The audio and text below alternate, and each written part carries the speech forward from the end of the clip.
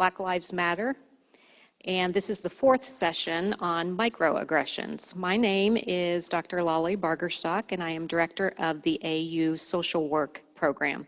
I have some other people on stage here with me as well, and I'm going to have them introduce themselves in just a moment. But first, I did want to let you know that we are observing some COVID precautions here on stage. It was important for us to all be present if we were all able to do that, because we're going to have a conversation this evening. And we consulted with Dr. Sarah Neal, chair of the COVID-19 task force, and she said that we could be here unmasked as long as we wore our masks to our seats. We all had individual microphones and are seated the socially distanced 6 feet. And so we are abiding by that. And when we are done, we will mask before we leave the stage as well. So we just wanted to let you know that we are trying to do that to be careful tonight. So again, thank you for being here. And I will say just a little bit about myself and my connection to Anderson University. I went here for undergrad many, many years ago. I worked in the Office of Counseling Services for a period of years as a counselor on campus. And I believe I'm in my 16th year as full-time faculty in the social work program. So I'm going to ask everybody else who's up here with me as well to introduce themselves and just say a little bit about their connection to Anderson University.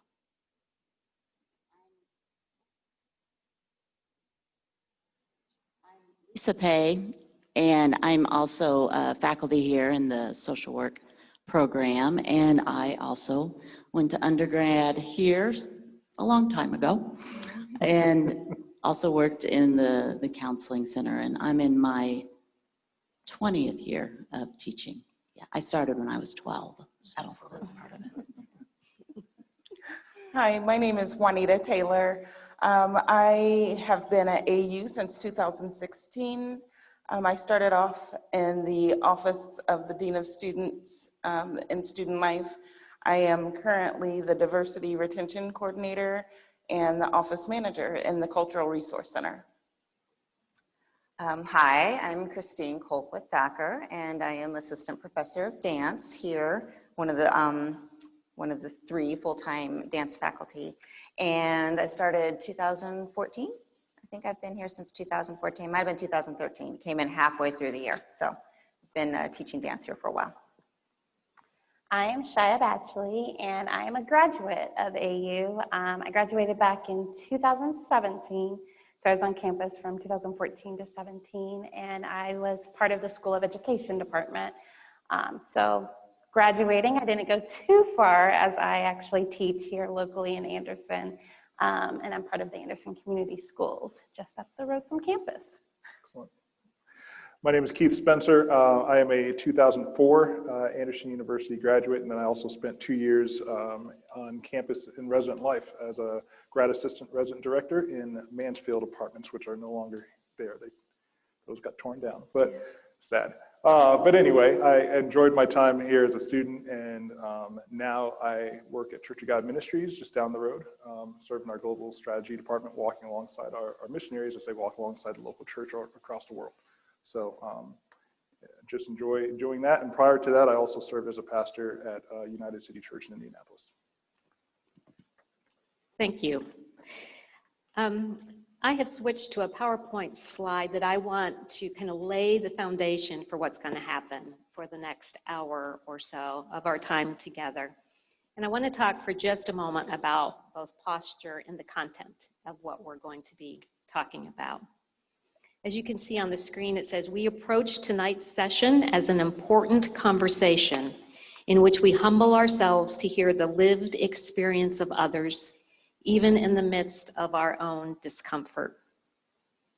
Although Lisa Pay's and my names are listed as the presenters tonight, we are in no way experts on the topic of racial microaggressions.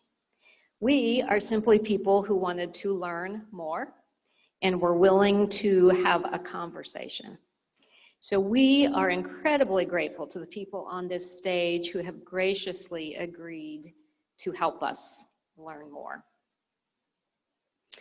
As you can see on the PowerPoint slide, then we have kind of three points of focus for our time together. One is to talk about what are microaggressions.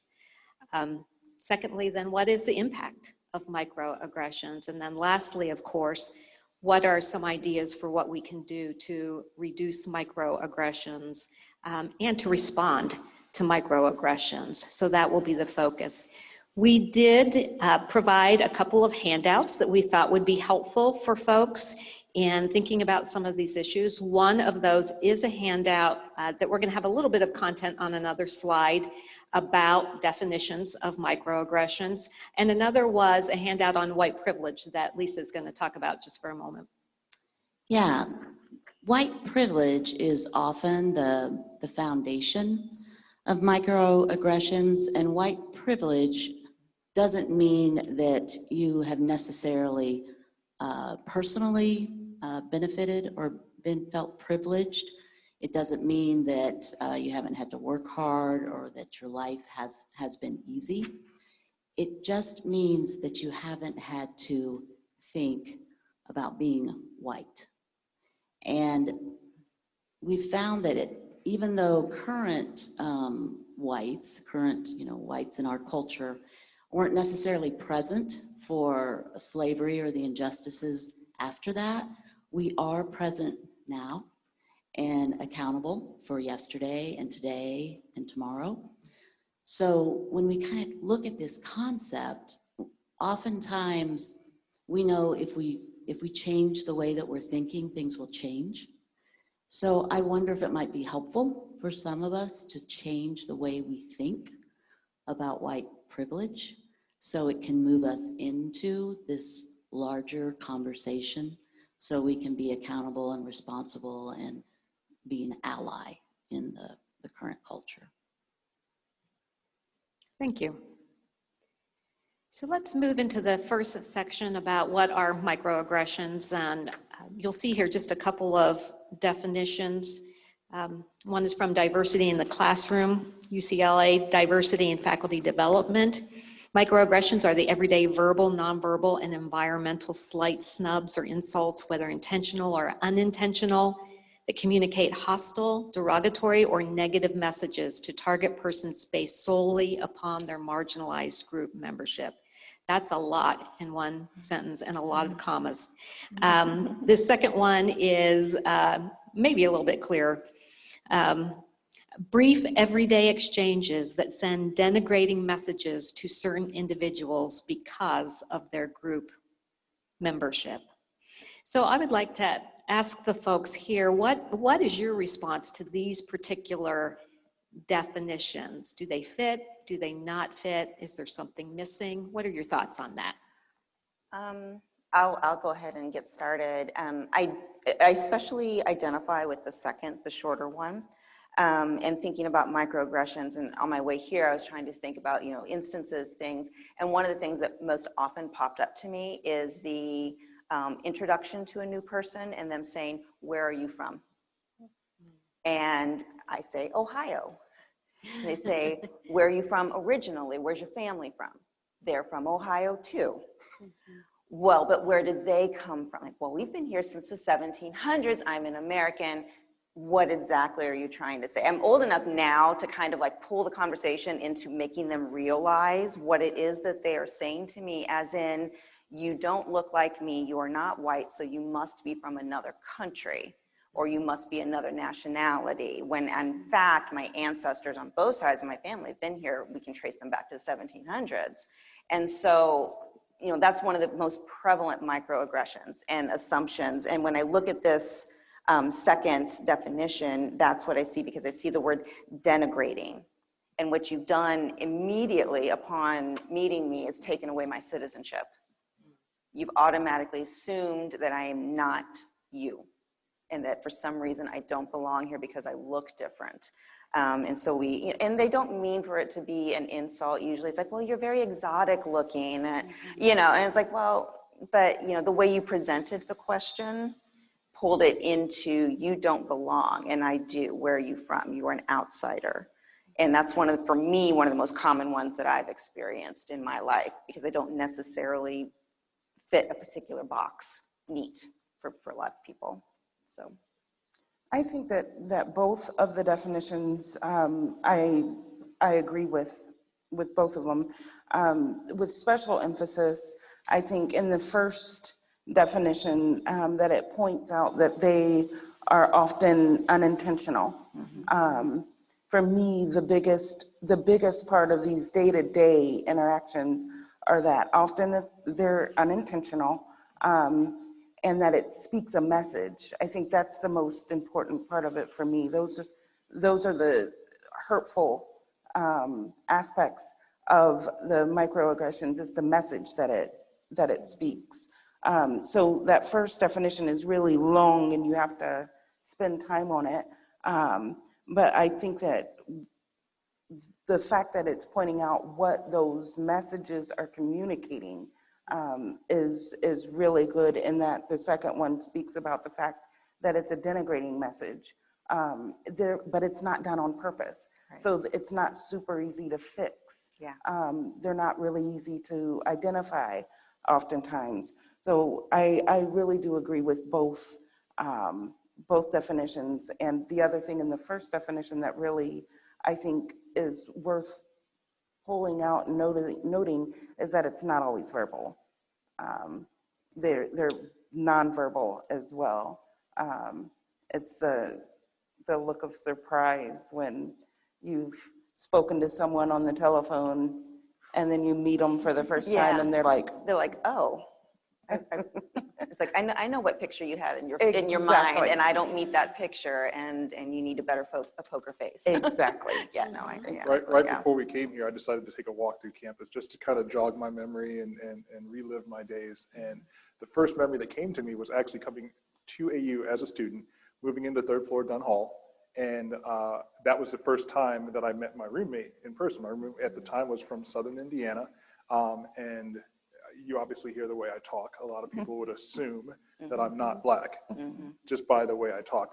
We can go there too. Right. Old mother. Yeah, it's a whole bag of conversation. But Yeah. you know, I show up and I just remember the immediate concern that I had, not fear, but concern that I had was, how is this going to go? Right. And so, you know, so you make that first introduction and you see the look on the parent's face of just kind of like, oh, I didn't know that my son was going to be having to live with a Black person. Right. And so there's just this immediate like weird tension. And over time, I have learned to smile. I have a great smile. It's pretty big. Like, I can disarm people with a smile. I've learned how to do that. So, of course, you know, it's like, oh, I got to turn this on just to make sure I get through this awkward time. Right. Just, you know, and that was just my very first instance of moving on to campus, was just that instance. And so as far as the definitions, the thing that stuck out to me the most is the word everyday. Brief and everyday, because a lot of people would assume, and I have a lot of conversations, I have several white friends that are dear friends of mine, probably most of my circle, really, in a lot of ways. And so as we've had these conversations, a lot of them assume that racism today is that blatant hatred. And really, the racism that I deal with on a daily basis are these everyday exchanges, these microaggressions. Absolutely. These are the microaggressions are more prevalent in your life than the big events. Exactly. The horrible events, and those are present, but there's like thousands of these in comparison to the big ones. Absolutely. Yeah, these are definitely the ones that, I mean, growing up in my family, I live in a family that is completely white. And so growing up in that and like going through like a racial identity development and processing of like wanting to look like my family, wanting to look like my red-headed, freckled-faced sister who looked completely different to me. And like when I was a child, I will never forget the moment where somebody said, "Oh, are you the babysitter?" And I was standing with my dad and my mom and my sister, and just how that stung. That person wasn't saying a racist comment to me of like, "Oh, I hate you because of the color of your skin," but making an assumption that because I looked different, We had that. I didn't belong, that I must be the babysitter. Yes. And that definitely had a huge impact in my life. And I later went through a long process of not accepting myself for who I am because of that, because all I wanted to do was to just be unnoticed, to not get the questions of what country are you from, or even the assumption that, we speak a different foreign language, and like, what's your Yes. first language? And Yes. that's hard, and always fighting against that, and every day it's a process. Yes, and my family dealt with that a lot because my parents were a mixed race couple from 1968, you know, and so we were brought up in a very white middle class area, and you just didn't see mixed couples and biracial children very much back then, and so that was constantly. My mother was like, they were always saying, oh, are you babysitting these kids? Nope, these are my children. Oh, well, did you, you know, and she would say, well, my husband's black. I'm like, oh, well, these are his kids. No, these are my children. And I would, you know, and the first time that happened to me with a little playmate where she said, where's your mom? And I pointed to my mother and she said, no, where's your real mom? And that was the first time that it had been, that I was like, well, what do you mean? You know, and it stuck with me, you know, it really stuck with me. And it was consistent, you know, that you constantly start to say, well, this is my family, you know, and no one intends harm. They're, you know, they're usually unintentional and curious questions and unintentionally harmful ones, but they do damage, you know, to your psyche. Yeah. I think, Juanita, earlier you had mentioned the message that comes along with it, and I've heard that as a theme here, and I want to clarify. That's typically, are you saying that's typically not a directly spoken message? Absolutely. It's more of an inference or some sort of Absolutely. unspoken message that comes along with it. Absolutely. And it's, again, those are the things that were most harmful to me, is when microaggressions occurred so often. So I was from kindergarten up through 6th grade. I went to a private school, a Catholic school. Me and my sisters, all different grades, only Black kids there. And it was just our norm. During the panel today, I related so well to what one of the panelists, one of the students were saying. It was just my normal day-to-day activity.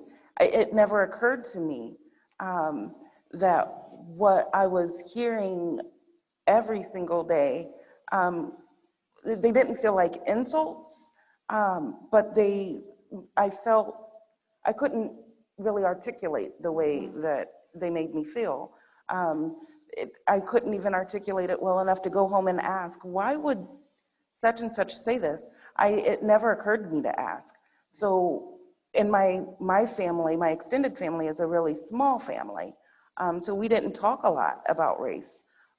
So there were these daily occurrences of microaggressions, and it didn't occur to me until I was an adult that there was a word for what was happening.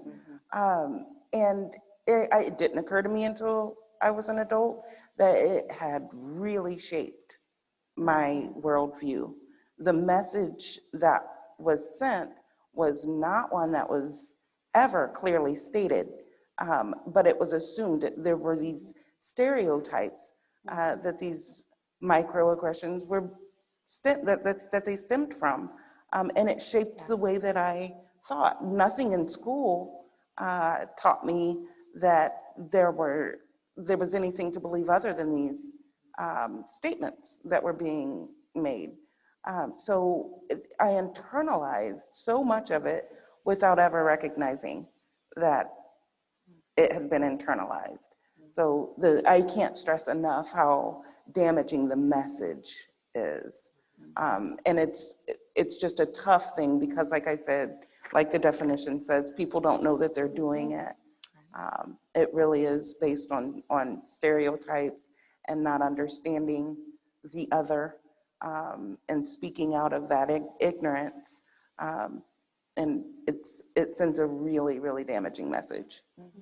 Yeah, speaking of stereotypes, and I'm not going to speak for everyone here, but one of the things I heard often growing up, my brother and I both did, was, "You're so articulate." Yeah. You know, and just constantly, you know, adults saying, "Well, you are so articulate."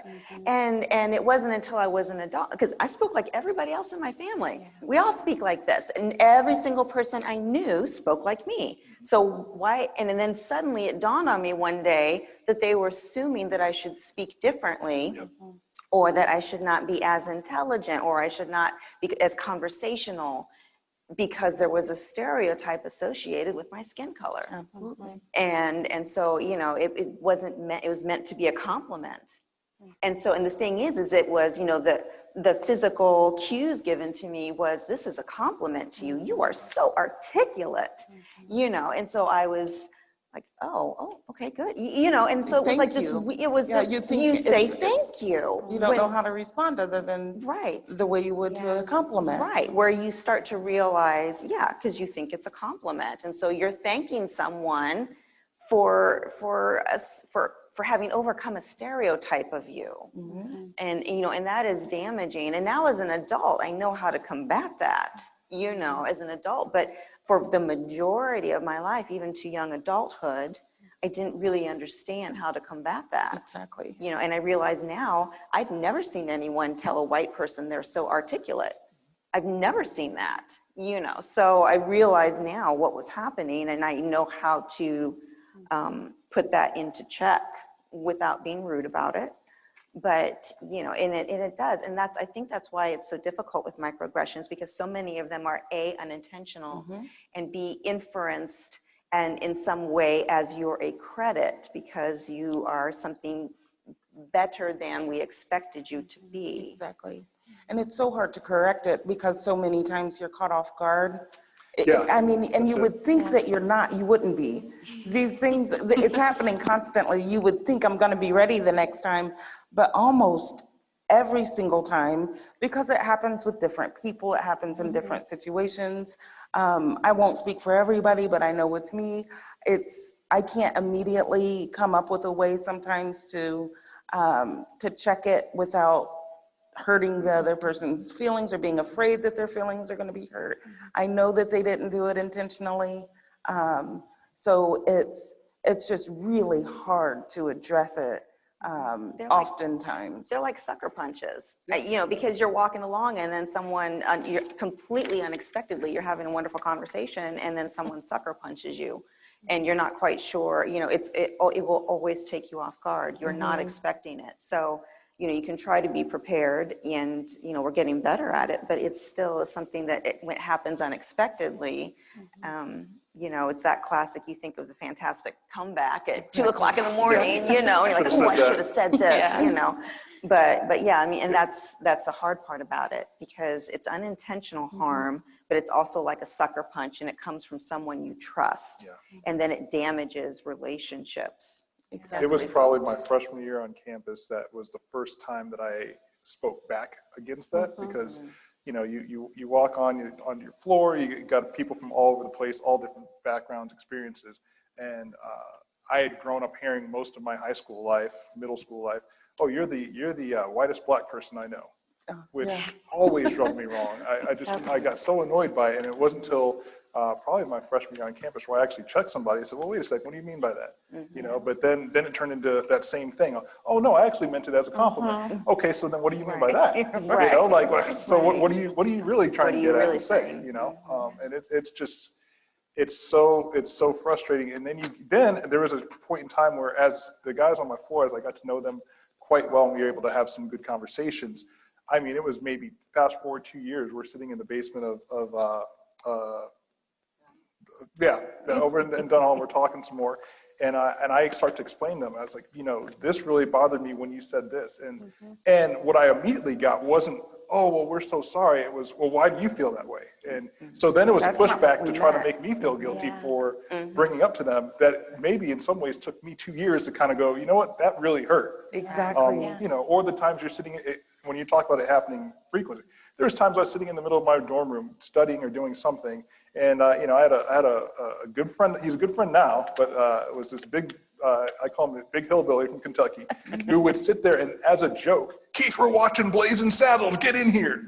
Just as a way to kind of, they thought it was funny, you know? And it's like, no, it's not. But if you're not a witty person, or if you're not somebody that's going to be that aggressive, you just kind of laugh it and grin and bear it.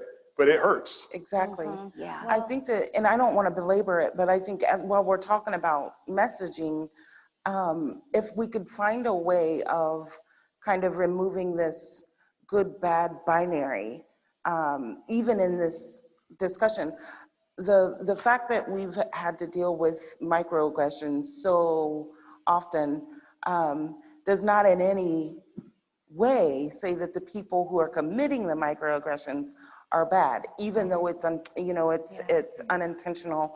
I think it needs to be clearly stated that they're not bad. Like these are, and it's not really your fault. That we've all been, as Lolly said, I can't remember if it was Lolly or Lisa that started off. None of us were born into the systems. None of us created the systems that are here. We were all born into it. And for a large part, we've been socialized to just kind of carry on the way that we carry on, to think the way that we think, and it's shaped our worldviews. Right. Yeah. Right. And what you're saying is, and that's why I'm so glad we're having these conversations, because this is so important, because the people who are making the microaggressions are not bad. Exactly what you just said. And the point is that we've been conditioned to let it slide, Exactly. to joke it off, to let it roll, and to let it be. And so we've got to get to the point where we can't always be the ones handling the racial situation, where we've got to have everybody involved and on the same page and understanding what a microaggression is, and that you're usually committing a microaggression more so than being a blatant racist. And so when we can get everyone into the conversation mutually, then we don't have to be, we as the colored people in the room don't have to be responsible for everyone's feelings and handling the situation and dealing with this, we don't have to be the Dr. Phils and the Oprahs of the situation. We can all just be having a conversation, because we all need to be equally responsible and being open with each other. This summer changed a lot for me as to how I deal with race on a regular basis. And I realized that me letting it slide and being quiet about it and joking it off and saying, I'll just let that roll, no big deal, and keeping the comfort level in the room was making the system persist.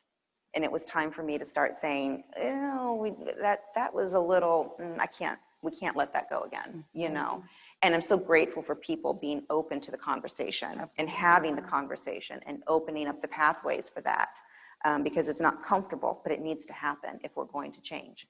Yeah. And that's just the importance of personal relationship. When you have personal relationship with somebody who doesn't look like you, you can start to have these conversations and this dialogue, and then you can hear from people who don't look like you to say, what is your experiences? But if you automatically close them off, when someone that looks like me gets, if you can imagine years of daily microaggressions, at some point in time, you're going to burst. And a lot of these interactions that we've seen, that you're seeing on television now with people looting, rioting, all this other stuff like that, a lot of that is just trauma being acted out.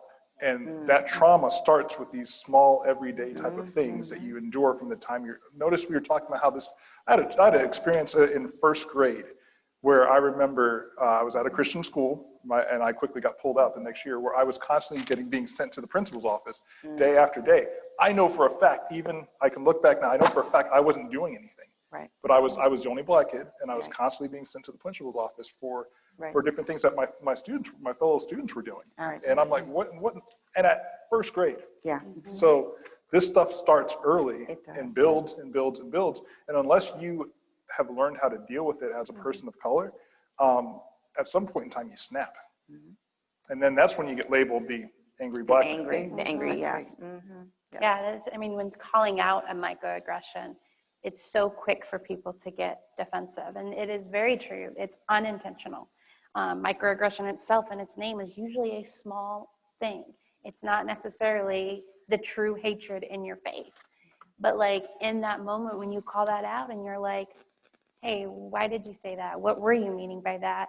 The defense goes up so quick. And so as someone who's heard them growing up my entire life at different stages, you assume the best of someone, because typically for me, it happens with people I don't know, where they go and just want to know, like, what country are you from? What language do you speak? Oh, you're so exotic. Those type of comments. And you just want to assume the best of like, you're not really trying to say what you're saying, but you are saying what you're saying but you don't realize. Like you think you're complimenting me. And as an educator, it's hard for me as an educator who is a person of color to hear my fellow educators use microaggressions towards first grade students. Because the assumption is that the Black girls on the playground are too loud, or just the different things of the boys who just really have zero respect, or even labeling bad behavior by a child's name. And it's just like, that's hard. And as an educator, they're not trying to be hateful by any means, but they're doing that same thing. They're adding those impacts to 6-year-olds. Because as an educator, they don't have the education to know the true impact that that has in a child's life. They don't have the education, and like you were saying, Keith, they're not in relationship. Yeah. Most times, I think that a lot of the base from the microaggression stems from stereotypes. Stereotypes can be broken only if you're in relationship with people who break that belief for you. So I think that if you aren't in relationship with people, you tend to, you go with, you're fearful because that's what you've subconsciously been taught about Black people or people of color, that they're dangerous. You would never, most people, I don't think would say, yeah, all Black people are dangerous. I don't think that they would say that out loud, but there's a connotation, there's something that's in their subconsciousness that comes out. We see it all the time. When you lock the door, like your car door as you're driving, like you're quick to just press that lock button real fast. Yep. Or you look more closely at the Black kid, you know, than you look at anybody else. And when that Black kid or a Black kid or a person of color steps out of line, you see it because you're looking at them more closely than you might be looking at someone that looks like you, who's responsible for carrying out the exact same behavior. It's not intentional, but if you get into relationship with people, I think that the mold, that belief can be broken. I was reflecting on this the other day with a good friend of mine who was on my floor my freshman year, and we went to the family video we decided we wanted to see a movie, a Disney movie.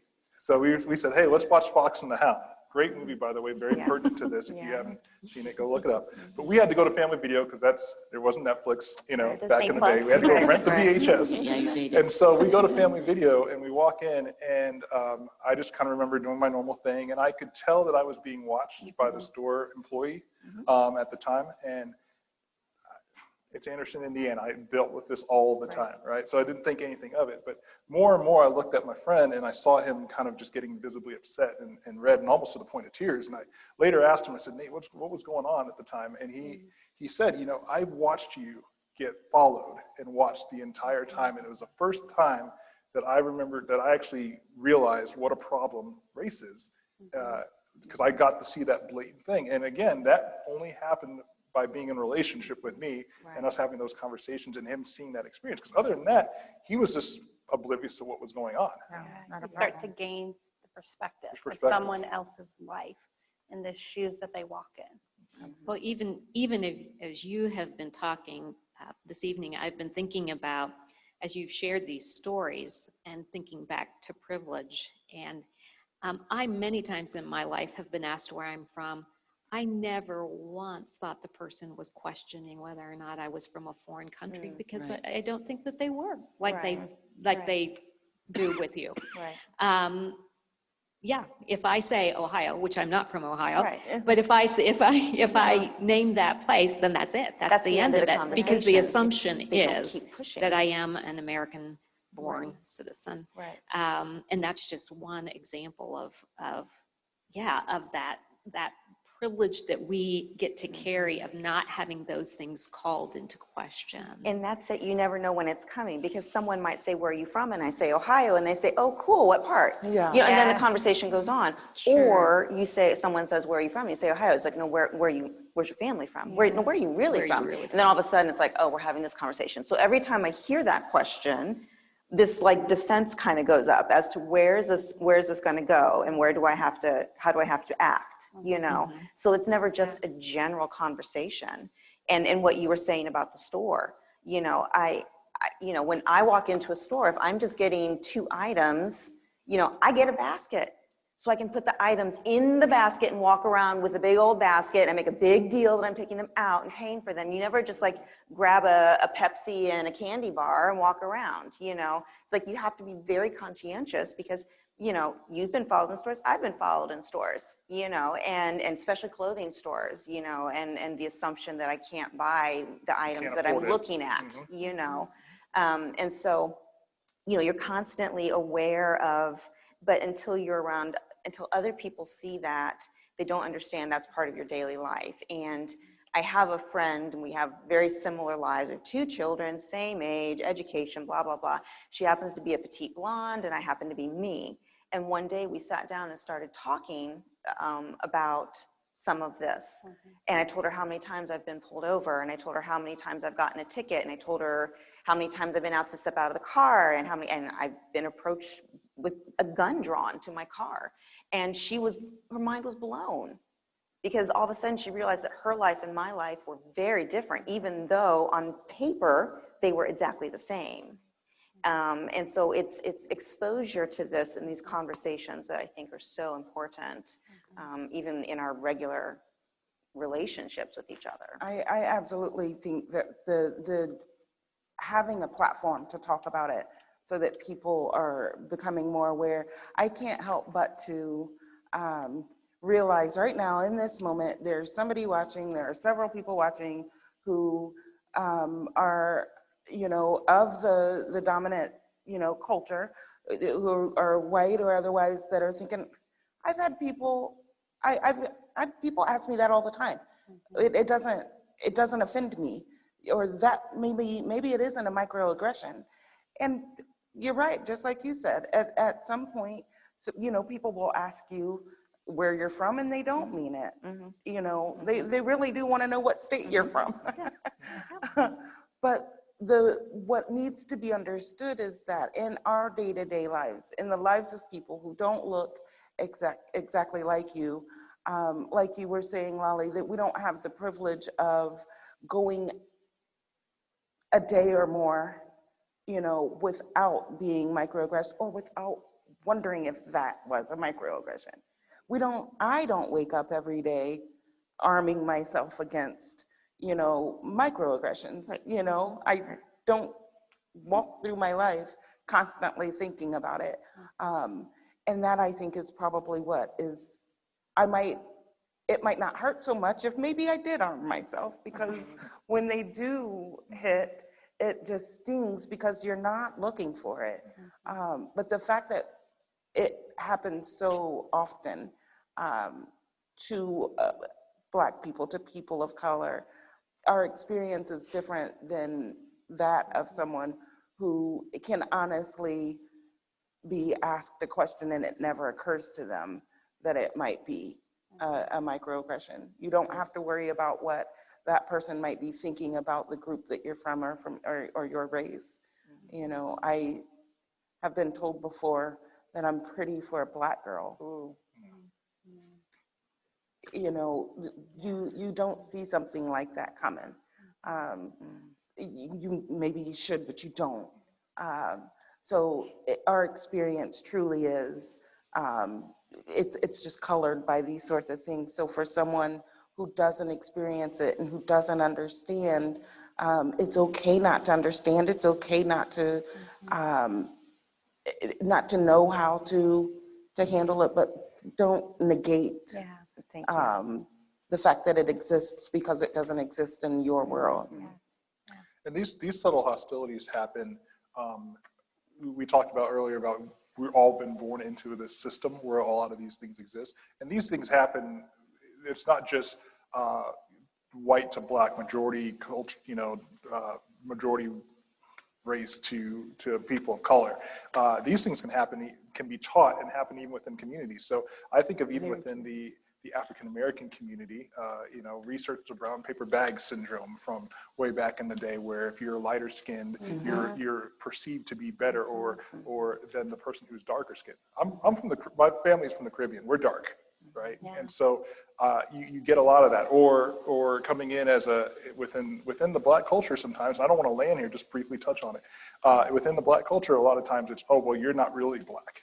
Well, what does really black mean? Yeah, or you sound white. Or exactly, back to that sound white You talk, thing. you talk white, you have good hair, you're not really but black. you can't speak for black culture because you're not really black. What does that All mean? of it. But that is just one example where I think that has been taught and passed down to where all of a sudden it starts happening within specific communities of color. It all stems from the same place. Same place. I think that's the nuance of microaggressions. We used to call it, overt or covert racism, but the nuances that I hear all of you talking about and how it's in context and like these backhanded compliments that really aren't compliments at all. And I appreciate the recognition that people might not be doing it intentionally, but if there isn't cultural humility to enter into empathy for other people's experiences and then to desire a relationship in that. One of the biggest lessons I had when I first started, I think in student life, Jean Moorhead was the director of multicultural services. And we went to lunch one day and she said, I would much rather have someone be overtly racist than covertly, because covertly, I really don't know where they stand. And Keith, I remember you saying, being born in the East Coast and then moving? Yeah, so when I spent all my time here in the Midwest, I was born out in Springfield, Massachusetts. So I spent the first 12 years of my life there. Then I moved to Kansas. And I stayed in Kansas until I came here as a student at Anderson University. And so I was here on campus for about 7 years, and then I moved to Boston. And one of the things that I appreciated the most when I got to Boston was I immediately knew where I stood with people. That there was, if they were going to be racist, they were blatantly racist. They didn't hold back on it. I have friends now who, and I've made it. My freshman year, I interviewed a KKK member. Like I'm that crazy sometimes, right? And so I've cleared out a lot of my Facebook friends right now, and even people that I were in a relationship with. Thankfully, this year has revealed a lot. Thankfully and sadly, it's been painful, but I've cleared a lot of people out. But I always say I have room for one or two racists in my life that I learn a lot from. But one of the things that I said this to this particular individual yesterday, who has sent me blatantly racist stuff plenty of times. And I told him, I said, you know what, I can be friends with you because I always know where you stand. Like, so it is so much easier to I can coexist with my enemies if I know that you're my enemy. One of the problems that we have in our Midwestern culture is we kind of have this kill with kindness, almost literally. So they'll be nice and they'll kind of like give you a sidearm, but we don't know that they're holding the knife at the same time. And that's hard to deal with. That's something that you don't prepare for. But if I'm walking into a situation and I know what you really think about me, okay, fine, I can exist in that world perfectly fine. Just don't blindside me with your racism. That's subtle. Yeah, I think some of what's happening on social media is especially painful when it feels like it's coming from brothers and sisters in Christ. That I remember you saying, Keith, that it felt like there was an alignment with, and when some of the things start to rise to the surface, it's like, man, I have a clearer sense of what you really mean now. Maybe if you didn't even understand that that's how it was coming across. I saw something today that said today's form of racism is denying that racism exists. Yes. And it is so hurtful and painful to try to talk about these experiences that affect you deeply, that's personal, that has been happening daily throughout the majority of your life, to try to express that to somebody and automatically be shot down by, oh, well, you're just, today it's political. So now it's, we had a discussion about this. It is impossible to not talk about race and automatically be labeled as, oh, well, this is a political issue, or, oh, you're automatically a liberal. You don't know how I vote, Right. But automatically it's, oh, well, you're just being a crazy liberal or something if you bring up anything related to race in this day. And I get that race has been politicized, but I think one example of privilege is just to be able to deny that racism exists in the first place, because it doesn't affect you personally. And just that denial when somebody is heartfelt trying to explain to you their experiences and their pain, to shut that down immediately, that hurts. And I think that is really today's version of racism in a lot of ways. Absolutely. Yeah, I think 2020 is definitely bringing out a lot more conversations, specifically in my family, like having more conversations with my family members who we kind of live in a world of like color silence. We don't talk about it a lot. And like hearing family members say, I had no idea, dear, you felt that way. I had no idea you ever experienced racism or microaggressions. And just like, and I really respond with, it's because we don't talk about it. So I don't share all of the bruises that I have underneath, because at the end of the day, I still rise above. But I think this year has definitely brought out like those conversations, and it's hard. It's kind of like, microaggressions are like little stick pins. And, when you start getting them as a child, my children had their first Karen experience over the summer, at the pool, where they were labeled as the loud kids. And I know my daughters, and I just know, but, so it starts, like you were saying, very young, and it started with all of us very young. And so you accumulate these little stick pins that get put into you consistently throughout your life. And then you stand in front of someone and you say, I have pins in me. And they say, you're just exaggerating. Not really. That doesn't really hurt. And you just kind of want to it is extremely painful to be denied, what you're telling someone is painful and exists, just because they don't have pins sticking in them, and they're trying to make it so that they're not uncomfortable because of your pain, I think that one of the most beautiful things about this has been a really challenging year, but part of the beauty of it is that people are starting to recognize, though, that, and these are people who I've been in relationship with people, people who I love and who I know love me, but we just didn't bring it up. They are coming to say, listen, I don't even need you to tell me that I did. I know that I did, and I'm sorry, and I'm learning, and I'm trying to figure it out. But you've got people whose radar this would never have come up on, who are starting to recognize it, and genuinely want to start making a change. But it's because there was a relationship first. The people that I realized that, that I don't know why I torture myself on social media with people that I've either gone to high school with or that I used to work with. And I, there's this part of my heart that just wants to believe it's just because you are not. I refuse to believe that you are just being willfully ignorant. Like, I think that it's because you really don't know. And time again. Prove it. I get shown, oh, no, I'm willfully ignorant. But I think that it's so important that you're in relationship with people, because that is when you recognize, when a conversation like this starts to happen, that maybe you have been part of the problem and you never really. Your silence. Exactly. Has been an issue.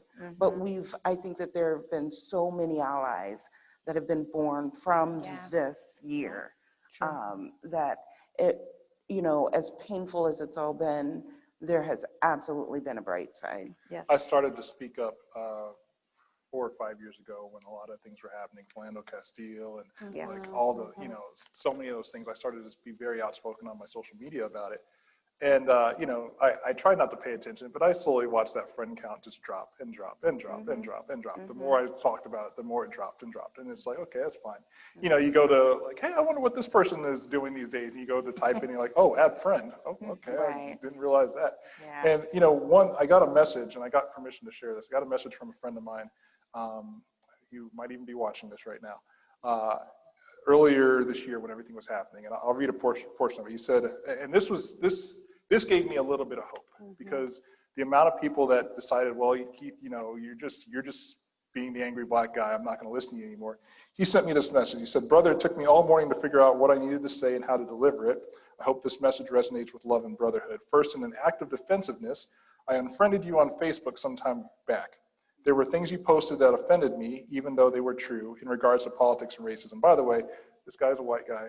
Met him on campus here as a student. Everything you posted had legitimacy and truth, but my heart wasn't open to it. I will never know what it is like to live as a black man in America, but your story is your story, and it is not for me to determine its validity. You own your story as I own mine. Your story holds just as much truth as mine or anyone else. I realize that the issues of systemic racism in America is not about me. It never has been. It's about the struggles and oppression you face every day. While I may not be responsible for the actions of white people who came before me, I am responsible for my ignorance to the racism I see unfolding around me, sometimes in my own heart through prejudice and unconscious habits. But the beauty of habits is that they can be unlearned with a teachable spirit. That being said, I would like to ask for your forgiveness for my lack of understanding and my hardened heart. I was reading through John 17 and felt the heaviness of Jesus praying that we would experience unity, and that unity glorifies Jesus. For much of my life, I have not been pursuing unity, but rather been subject to my own prejudices, opinions, and listening more to the thoughts of my white family members and friends. I have never taken the moment to sit down and intently listen to the stories and experiences of my black friends. I'm so sorry. That changes today. I want to hear your story. I want to listen more than speak. I want to learn with a humble heart on what I can do and how I can stand with you. I love you, brother, and I pray that reconciliation can take place not only for us, but for others as well. It starts here. It starts with me, and I stand with you. That's Wow. Yeah. Wow. That's just Yeah. incredibly powerful. That is beautiful. And a beautiful segue for us to talk about what are some of the things that we can do. Yeah. Christine, when you were talking about the pinpricks, you know, I think the way we sum up the impact or part of the impact with microaggressions, Lolly found this great quote. It's death by 1,000 paper cuts. Oh, wow. Yeah. Isn't that Yeah. great? Yep. And so what a balm that kind of healing, that kind of letter is. And so when we take a look, and what we're going to do, there's these 8 points here we're going to look at real quickly. And this is from, adapted from the book, So You Want to Talk About Race. And as we were looking at these 8 points, we've mentioned some of them tonight, and I think we want to highlight them a little bit more. As you kind of look through these, you know, when we're looking at those who are perpetrating the microaggressions, and I kind of went through the white privilege checklist. I'm like, yeah, I absolutely have privilege in every one of these areas. And then I looked at the microaggression, and I had to check off, you know, the things that I had been guilty of as well. And so to be able to approach this with cultural humility, and there's a great quote. It says, the truth will set you free, but first it will make you miserable.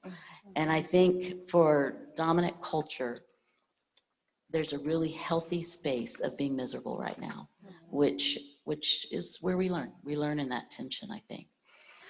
So we pause and we take a breath. And when I recognize that I really want relationship more than anything else, it helps me not respond in that quick defensive posture. And I hear all of you saying that.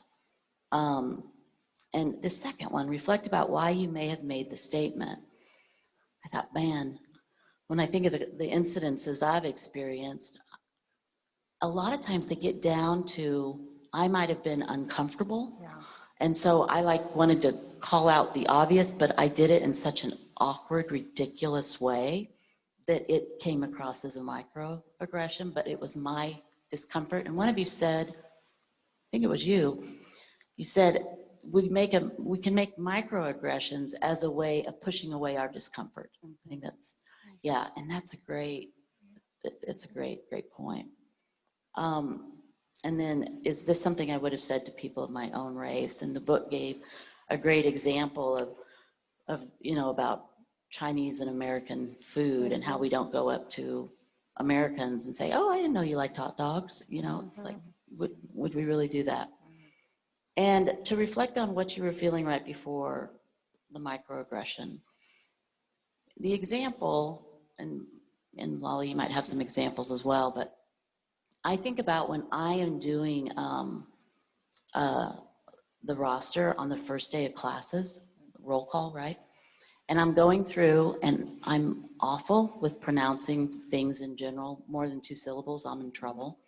And so I'm going through trying to pronounce a name that I'm not familiar with, or that isn't, you know, typically a white name. And I will fumble. And so I'll try to make a joke out of it instead of going, okay, how do you pronounce your name? Help me, and I want to learn, and I want to remember. So sometimes just the fumbling or making the humor is a microaggression. I'm not doing that with John Smith, Right. you know? And I think that's really to reflect on what's happening there, because I was feeling awkward in what that was like. What do you think of those first 4 with taking a look at those? What's your perception of is that a helpful place to start? I think number one, I mean, that right there will change the entire conversation Yeah. that happens after.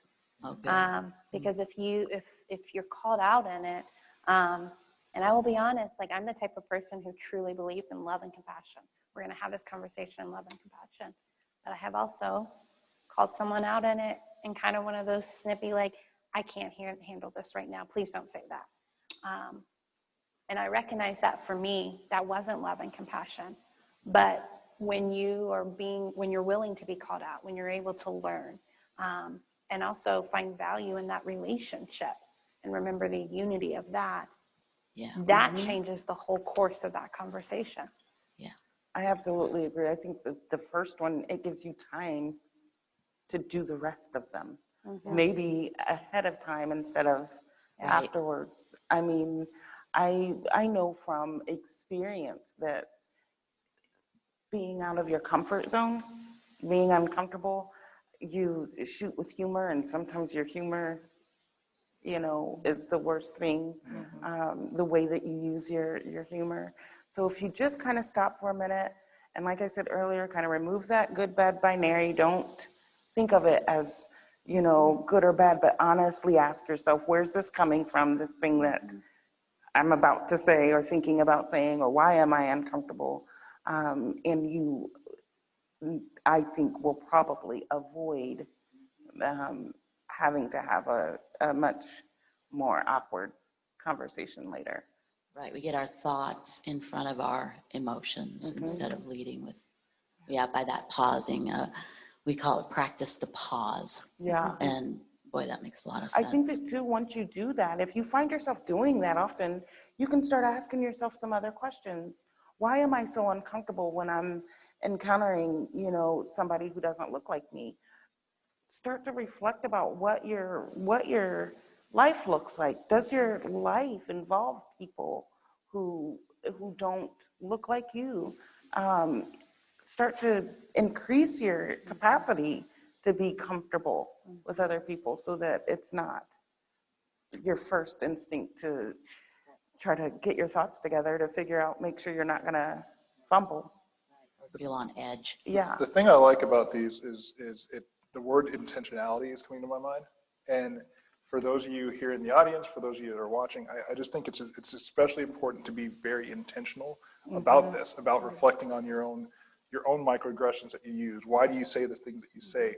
What do you say that could be perceived as a microaggression? Or those of you that are in relationship with people who don't look like you, ask them. Go and be bold enough to go, is there things I've said before that have made you uncomfortable, and what are they? Because I'm honestly trying to learn. For me, I appreciate that more than anything else, because I can normally sense and discern people's heart. And if someone comes to me and they're even afraid to ask that question, but it's asked in a posture of humility, I understand it, you know. To the one about, is this something I would have said to people from my own race? One of the things that bothered me early on, and I didn't get language to it until really within the last year, is you're talking to somebody of a dominant culture, and I hear this all the time. Oh, well, this black person did this, or, you know, or this Hispanic did this. And I'm always going, okay, wait a second. Is the fact that they were black or Hispanic, is that pertinent to the conversation, or are you just bringing that up? And so that is one thing in particular that I can offer is if you're about to talk about somebody that you encounter in a store or something, stop and ask yourself before you automatically label them by their race, Yes. is that pertinent to the conversation? Because if it's not, remove it. Exactly. And start asking yourself Yeah. why it is that you feel like you have to first identify them by their skin color. Yeah. Because you don't do that with your own race. And that goes, into the LGBTQ community as well, because, that anything, if you're going to start a conversation labeling another human being, consider exactly what you said. What is the point of that label if I'm going to put this into the conversation? Does it really have anything to do with it? Really, truly, And I've had those conversations, and you're sitting there and I cock the eyebrow and I kind of look at them. And then my favorite is, well, but you're different. You're not really like that. That's But you're, quick. but Yep. and then it's like, halt, and how can I fix it? I'm like, just don't fix it. Yeah. Don't Own fix it. it. The Just own labels it. in general. I mean, I was in conversation. I have what most people would consider awkward conversations with a lot of people. My contractor was at my house, and I think I might be the third Black person he's ever met. But we had, a really rich conversation, and Black on Black crime came up. And I said, well, isn't that just crime? What do you call white on white crime? Yeah. Why is it Black on Black? Just the labels that we use that come so naturally, they are forms of microaggressions if we just stop and think about them for a minute. That's a great example. I'm sorry, who was starting to talk? Well, I was going to ask, how did that person react? Because what we've been saying is, when we've called people out gently and with compassion, social media, again, same thing, is like watching the friend list get slashed and slashed. Well, one of them, something that I consider a microaggression was done a lot over the summer by people I knew from high school and home. Pictures of Rosa Parks or Martin Luther King, and change the world, didn't burn down anything, and so there was this picture of Rosa Parks in the bus. It's like all she had to do was sit, and I'm like, okay. She did way more than that. Right, and so with love, I said, this is how many times that particular bus driver drove away when he told her to get off of the bus and get onto the back. He drove away several times. And so, and this is, how many times, this had happened. And then the boycott was a whole year of people boycotting the buses. And then when they were finally allowed to get on the buses, they had snipers, and so this person had no idea, it's like, that's not how this changed. She didn't change the situation by peacefully refusing to move her seat. And what was nice, though, was that this person said, I didn't know that. Thank you for educating me. I had no idea. So instead of me automatically looking at her and saying, off of my list, I'm not talking to you anymore, defriend, you need to be open to these conversations, and you need to be willing to put this conversation on the table. So when you said Black on Black crime, how did he react? And was the conversation open? It was enlightening. He was like, oh, wow, well, I hadn't thought about that. I've never thought about that. Yeah.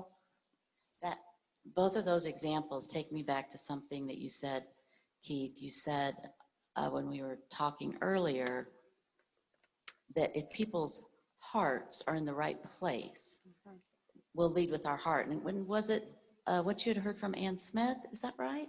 Yeah. I'm trying to remember. Yeah, we can't misquote. Yeah, oh my goodness. Ann.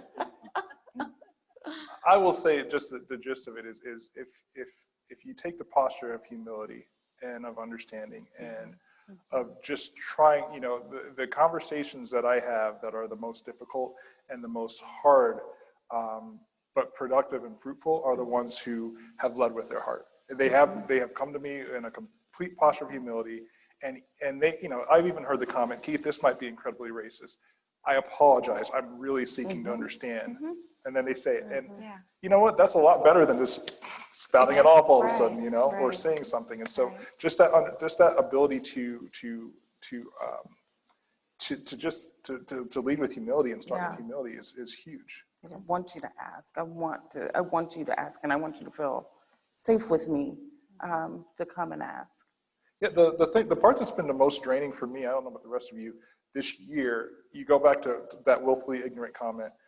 it's the conversations that I engage with people who decide to be willfully ignorant.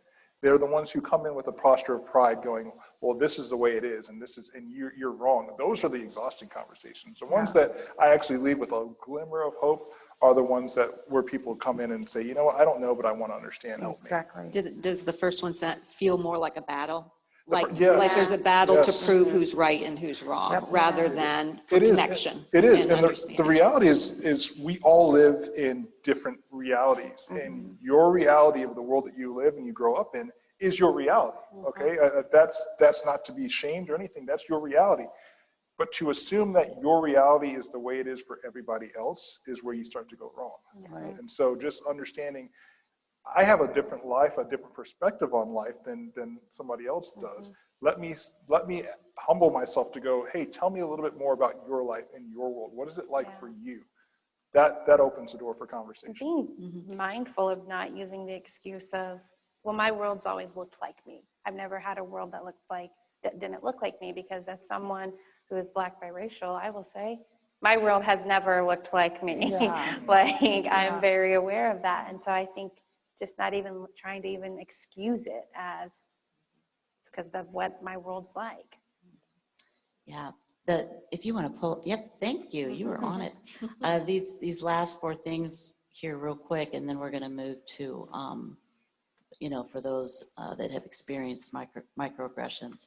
The 5th one was don't force people to acknowledge your good intentions. And I have been guilty of doing this. If I've been called out, I'm like, oh, well, I just meant, as if that makes my stance okay, and then diminishes the hurt that might have been inflicted. When our egos get involved. Remember, it's not just this one incident. And boy, there was a comment in the book that said racial trauma is cumulative.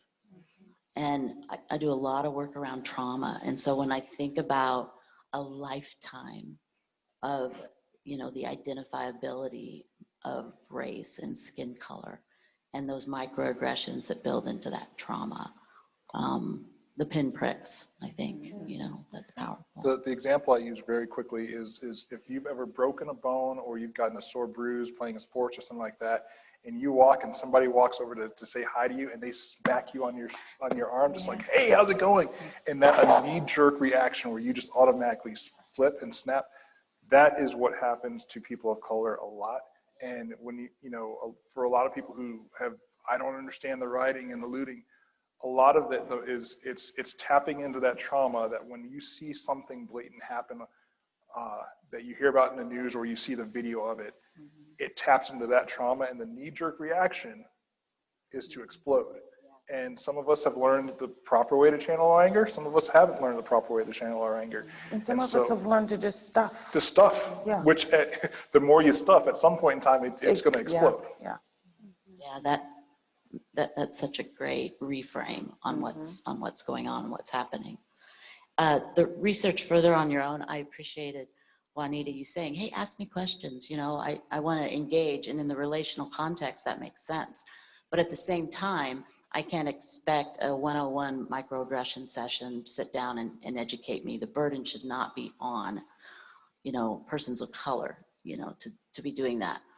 Our ability to do our own research and to be able to understand is a part of being intentionally proactive, in all the ways that you're talking about. Can I say one thing real quickly? Yeah, too? please. Is when you research, don't just research and pull someone that automatically thinks like you think. Yes.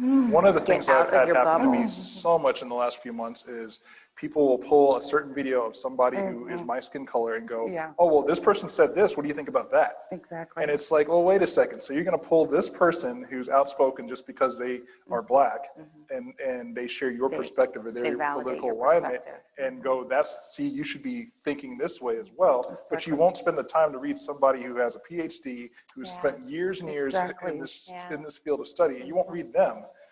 So that when you research further on your own time, dive into something, be uncomfortable in that Yeah, process, be and don't just go to objective. be objective. Yeah. Don't just go to what you think or Right. what you believe or Yeah. somebody that shares your political alignment. Find the scholars, find the educators, the people who have studied this. Yeah, to learn don't grab a from. social influencer and say, well, this person is the same color as you, and they're saying that this is okay, and I shouldn't have to worry about this. And I'm like, well, By the way, that's a great. microaggression. Yeah. And I'm like, well, good for this person. I am not this person, and I do not feel this way. So let's have a conversation when you're ready. I've told some people, if you send me one more video of this person talking, I don't Exactly. care. Yeah, yeah. I think that I mean, when I say I want you to come ask me questions, I absolutely mean it from the bottom of my heart. But I also want you to recognize that if Juanita's the only person you can ask, if something happens in your classroom or in your office or, at the gas station, and Juanita is the only person you can think of to ask, you probably don't have a broad enough friend group to be able to start learning on your own. Come ask me, absolutely. If we're in a relationship, please do not ask me. But you can only learn so much from me. We are not, a monolithic community. You have to go and do the research. You don't have to. You're not forced to, but it is absolutely a beautiful thing when what someone is coming to ask me is about something that they read, or something that they learned, and they just want my take on it. I love it when I see people who don't have to. You don't have to do this work. So it's beautiful when I do see people. But also recognize that it is a privilege to be able to say, I don't want to do this work, and so I'm going to choose not to. Yeah, that in and of itself is Very privilege. good, yeah. Right.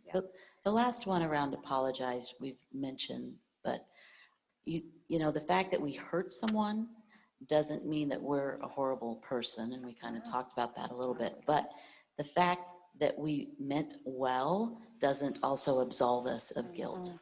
So it's not about getting stuck in that guilt, it's about hearing what's been said, and then knowing that if our heart is in the right place and that we're moving towards reconciliation and towards relationship, then our heart will keep leading us in that place. So we have to move out of that.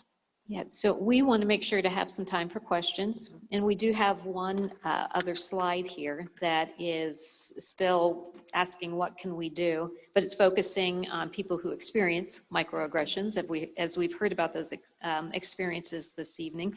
From the same resource, some suggestions from the book, so you want to talk about race. If you have experienced a microaggression, to state what actually happened, to ask some uncomfortable questions. I heard some of our folks talking about those uncomfortable questions. Why did you say that? Or I don't get that. Please clarify. Then asking some more uncomfortable questions, like, is this something you would have said to a person of your own race? Is this something you would have said to a white person? Reinforce that good intentions, while nice, they are not the point. And remember, you are not crazy and have the right to bring this up. So really quickly, maybe in a couple of minutes, so that we do have time for some questions. Any responses to those or anything? Number 5. Number 5 is definitely the empowerment one of you can call it out, you can talk about it, and you are not crazy. Because microaggressions are small. It's easy for us to be like, well, we'll just brush it off. It's just a small thing. But underneath there is all the bruises that have been put there first. So number 5. Absolutely. Well, let's go to questions from either the folks that are here or the people who are watching on the live stream. And as we get those going, I'm actually going to run off stage for a second to get a resource that I need that I forgot to bring up here with me. Sure.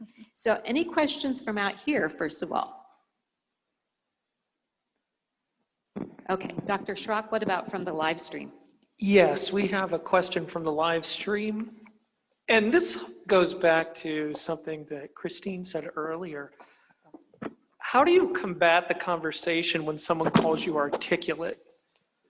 What kinds of things would you say or do you say when that happens? Wow, that's a hard one.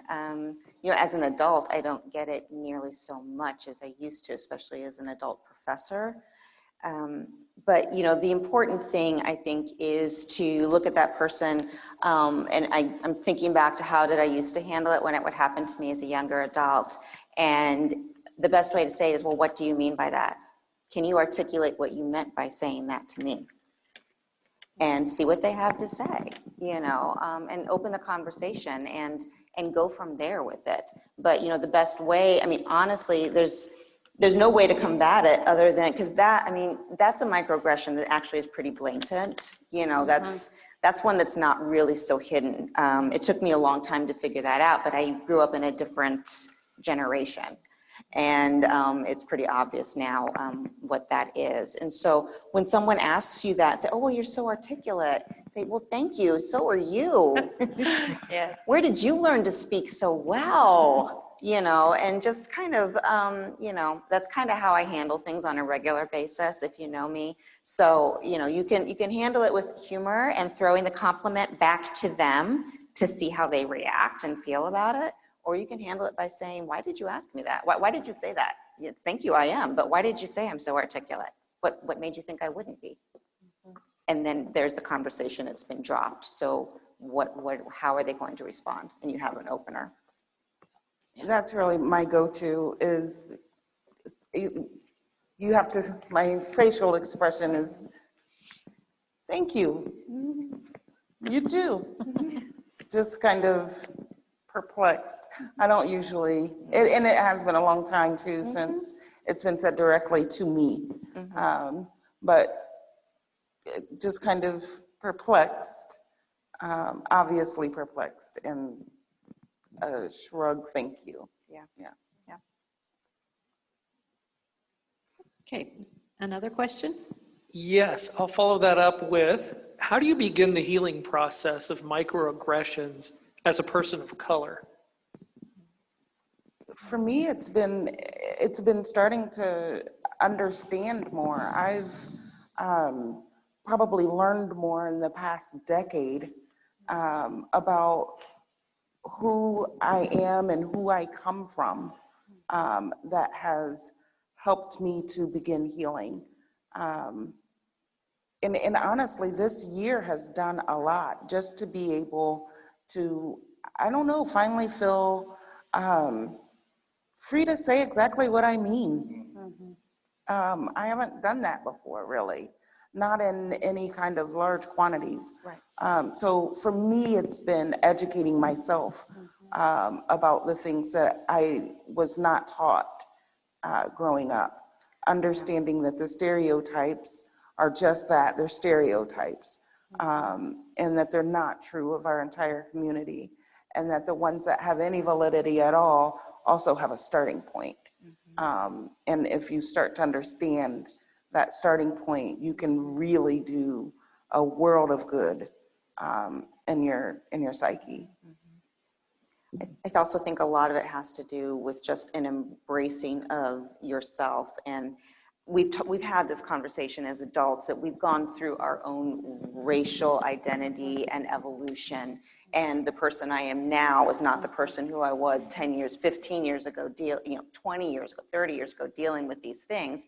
It's a cumulative process. But if you really want to start healing about anything, putting it out in the open and putting it on the table and not making it your baggage to carry, but to sharing that baggage with the people who love you, and just starting to talk about it and embracing your own identity and understanding that microaggressions, while they hurt you, they are not your fault or your problem.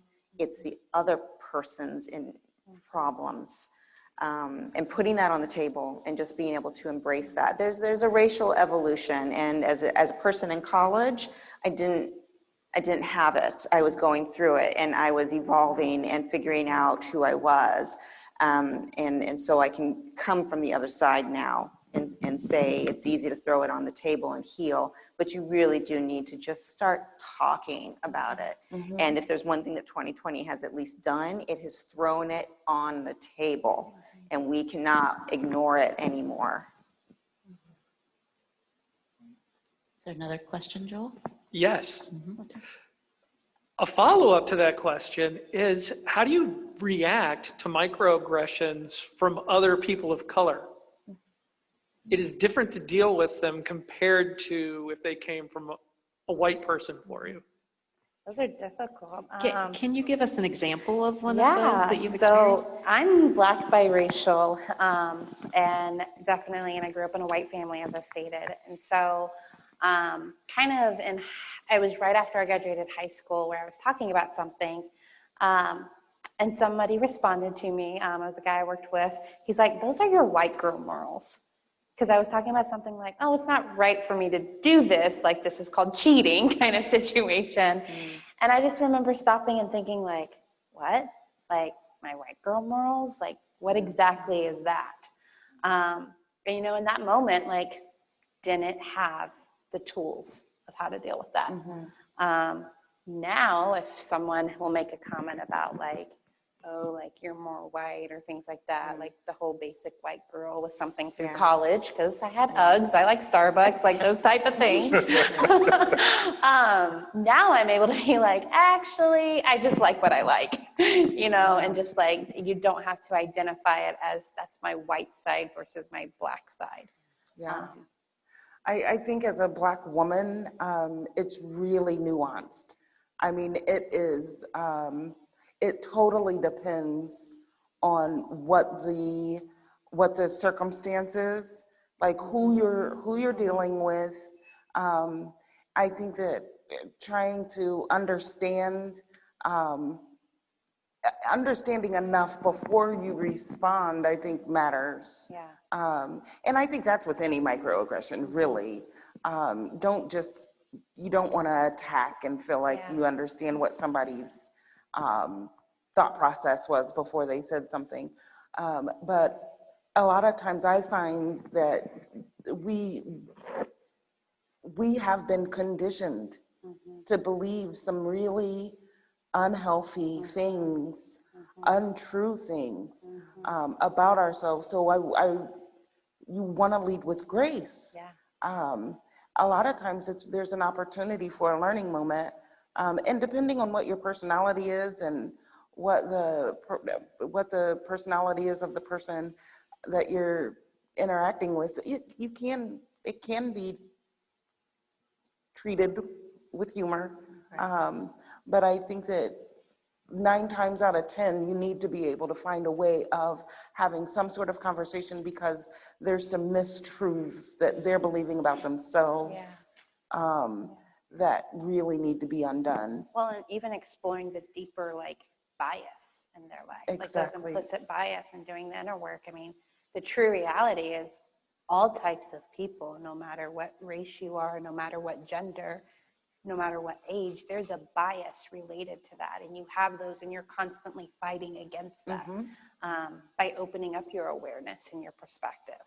Yeah, absolutely. I have found that just educating myself on history has been so incredibly useful when it comes to situations like that, whether it's microaggressions within my own race or it's microaggressions from the dominant race. Just having the knowledge and the education that comes with that allows me to do the same thing we talked about earlier, throw the question back and say, okay, well, exactly why did you say that? But the more I've studied and understood history, the more I start to understand where it's coming from. Exactly. And so when that happens, then I can kind of channel it back into a conversation. And it's less of a fists up. It's more of a, okay, well, let's talk about this. Because, you know, but I've also had to own, it's not on me to have to feel the awkwardness. I'll put the awkwardness back on you. Exactly. If you want to throw an microaggression, I'll throw it back. But in my love and care for you, I will try to direct it into a positive conversation. Yeah, you know, did you know such and such? And it's not in defense, it's not in any kind of anger or anything, but did you know that this probably comes from, and you know, you kind of go from there. Maybe one more question? Yes, we have a question. You are all mature, strong people at this point in your lives, clearly. What advice would you give to college students who are in a different situation, a different point in their life, with how to address these microaggressions? If you could go back and talk to your younger self, what would you have told yourself about dealing with these? I'd love to speak on that because, not that long ago, I was here on campus a couple of years ago. And, AU, during that time, I went through an identity crisis. And I am so thankful for some of the professors that kind of sparked that crisis of like questioning in my life. And the friend groups that kind of made me realize I haven't processed. I'm kind of in denial and I haven't got to acceptance. But I would say, keep searching, keep researching, keep educating yourself, keep building your influences, your sphere of influences for sure, and just know that over time while you're doing that here at campus, you're building your tools. So that one day, and 4 years ago I was here, that one day you wake up and you realize, okay, I'm actually like starting to build an armor. And it's because of all of these things. And for me, that happened when I started researching, when I finally started reading more books and exposing myself to more things, and recognizing my own bias. That gave me power to start stepping into conversations like this. Because if you would have told me when I was at AU that I would ever be here, I would have laughed at you. But to be honest, like, I don't think so. But just keep growing. Yeah, I really need to embrace your worth. If I were to talk to Christine, up on campus, many years ago, I won't say, but, similar, I experienced a lot of microaggressions from the Black community. You're not Black enough, you don't speak Black, you are the paper bag, all of it was rolled up in. And so if I were to go back and talk to that girl, I would seriously sit her down and say, you are worth. You have worth and value, and you don't need to speak a certain way to belong to these people, and there, so that I was always timid. I didn't, do I belong with these people? Do I belong with these people? And I'm comfortable with white people because that's the people I grew up with, and so there was biases being given to me and biases that I was possibly attributing to other people, even though I had two very distinct sides of my family, urban and country, white and Black. But speaking to that person and saying, you have value for who you are, and don't just keep smiling and letting it slide. Open the conversation because you're worth the conversation. So don't just keep taking the microaggressions. If you're a college student right now, you have the ability. Don't keep taking the microaggressions. It's up to all of us to start change. Is it time? It It is, okay. Sorry about that. Yeah, we're going to actually get cut off, I believe, No at problem. 8:30. I just want to wrap up really quickly with some words from Jay Smooth, who has done a TED Talk called How I Learned to Stop Worrying and Love Discussing Race. In most situations, when the possibility arises that we made a mistake, we are usually able to take a few deep breaths and tell ourselves, I'm only human, everyone makes mistakes. But when it comes to conversations involving race and prejudice, for some reason, we tend to make the opposite assumption. We deal with race and prejudice with this all or nothing, good person, bad person binary, in which either you are racist or you are not racist. And if you're not batting 1,000, then you're striking out every time. This puts us in a situation where we're striving to meet an impossible standard. And if anything less than perfection means that you are racist, that means any suggestion that you've made a mistake or you've been less than perfect is a suggestion that you're a bad person. So we become averse to any suggestion that we should consider our own thoughts and actions. In general, I think we need to move away from the premise that being a good person is a fixed, immutable characteristic and shift towards seeing being good as a practice. And it is a practice we carry out by engaging with our imperfections. I want to thank everybody up here who contributed. It has been it's been very enriching for me, and I hope for the people who have been watching as well, and want to thank the folks that have joined in with us also. Yes, thank you so much. As always, we learn a lot, and I appreciate your transparency. being with us today. Thanks for the Thank you. conversation. Thank Everyone you. just keep talking. Yeah. Everyone just Yes. keep talking to each talking. other. Yeah. And listening. Yes, that's the key point. Listen. And Listen. listening. Listen. Listening. Listen, understand, not to speak. Yes. Yes. Yeah. Okay. Thank you so much, everybody who's joined us. Please, next Monday will be our concluding session in the Black Lives Matter series. There'll be a roundtable where we will all come together and try to process these 4 sessions and figure out how we can all move forward toward racial reconciliation and racial justice. Thank you so much to the panelists. Good night, AU.